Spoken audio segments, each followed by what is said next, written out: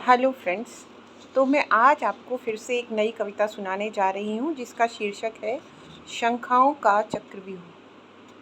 तो निराशा के बियावान में नागफनी के फसल बोने का यह वक्त नहीं है।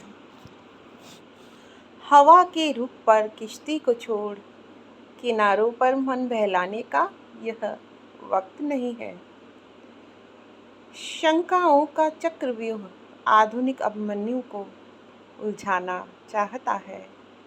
किसी के इशारे पर विवशता में जकड़ा मतिभ्रमित द्रोण प्रपंची घेरों में एकाकी फुसलाकर उसे मिटाने को आतुर है और नैतिकता उच्चादर्शों की जीवन भर दुहाई देने वाला धर्मराज अपने आसपास आई दृष्टि की आलोचना से भयातुर है। शापग्रस्त डेरों में न जाने कैसा आपाधापी का राज है, जहाँ पुराने जर्जरित व्यू के छिद्रों को अनदेखा करके नित नई लांछना ले खुद से शर्मिंदा सब आपस में लड़ते हैं। समय को झुटलाकर इतिहास की किताब पर बदरंग घिनौने बदहवास कदमों के चरण चिन्ह पड़ते हैं, जबकि अलग अलग लंगड़ा व्यक्तित्व ले खुद को भरमाने का यह वक्त नहीं है। उपेक्षा से सच ठुकराने का यह वक्त नहीं है। तो आशा है कि आप लोगों की ये जो है बहुत अच्छी लगी होगी मेरी कविता।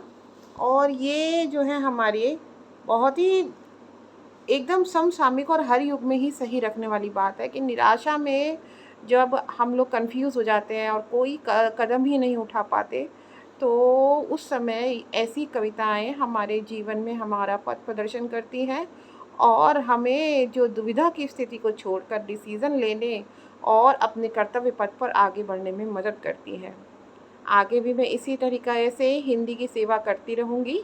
ऐसी मुझे आप लोगों से शुभकामनाओं की आवश्यकता है और यूँ ही नई नई कविताएं, कई बार स्वरचित और कई बार इस तरीके से, जैसे कि ये मेरी लिखी हुई नहीं है। इससे पहले मैंने 2 कविताएं डाली थी, वो मेरी स्वरचित थी। अब ये है सुगन चंद मुक्तेश जी की और पूरे कविता संग्रह का नाम ही है सब चुप है। ठीक है, तो ये वक्त नहीं है निराश होने का दोस्तों।